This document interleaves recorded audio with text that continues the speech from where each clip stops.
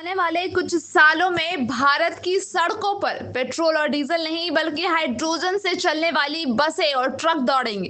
क्या देश में ट्रांसपोर्ट सेक्टर का सबसे बड़ा बदलाव शुरू होने जा रहा है?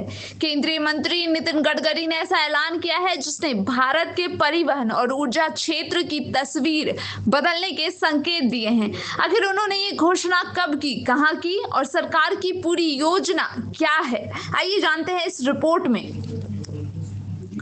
केंद्रीय मंत्री नितिन गडकरी ने भारत में ग्रीन हाइड्रोजन आधारित परिवहन को लेकर बड़ा बयान दिया है। गडकरी ने ये घोषणा नई दिल्ली में आयोजित नव भारत कॉन्क्लेव के दौरान की।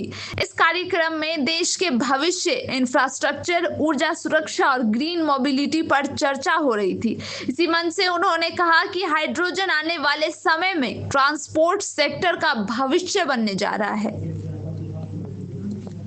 उन्होंने बताया कि केंद्र सरकार ने देश भर में 10 प्रमुख हाईवे रूटों पर हाइड्रोजन से चलने वाली बसों और ट्रकों का पायलट प्रोजेक्ट शुरू कर दिया है। इन रूटों पर हाइड्रोजन ईंधन से चलने वाली भारी वाहनों का परीक्षण किया जाएगा ताकि भविष्य में इन्हें बड़े स्तर पर लागू किया जा सके। नितिन गडकरी ने बताया कि इस महत्वाकांक्षी परियोजना में देश की कई बड़ी कंपनियां शामिल हैं। इनमें से Reliance industries, Tata group, NTPC, Ashok Leyland, Indian oil, BPCL और अन्य कंपनियां सरकार के साथ मिलकर काम कर रही हैं। इन कंपनियों की जिम्मेदारी हाइड्रोजन वाहन, फ्यूलिंग स्टेशन और तकनीकी ढांचा विकसित करने की होगी। उन्होंने ये भी कहा कि भारत हर साल लाखों करोड़ों रुपए का पेट्रोलियम ईंधन आयात करता है। यदि देश हाइड्रोजन, एथेनॉल, बायोफ्यूल और अन्य स्वदेशी ईंधनों की ओर तेजी से बढ़ता है तो न सिर्फ विदेशी मुद्रा की बचत होगी बल्कि प्रदूषण में भी बड़ी कमी आएगी।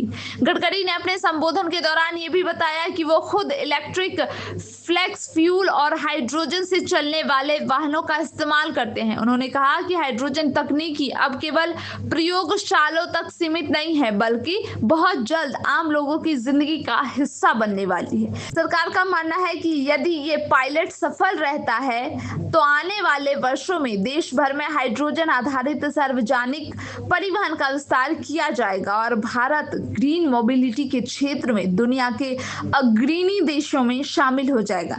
यानी अब भारत सिर्फ इलेक्ट्रिक व्हीकल्स ही नहीं बल्कि ग्रीन हाइड्रोजन की दिशा में भी तेजी से कदम बढ़ा रहा है। अगर सरकार का ये पायलट प्रोजेक्ट सफल रहा तो आने वाले समय में देश की सड़कों पर हाइड्रोजन से चलने वाली बसें और ट्रक आम नजारा बन सकते हैं।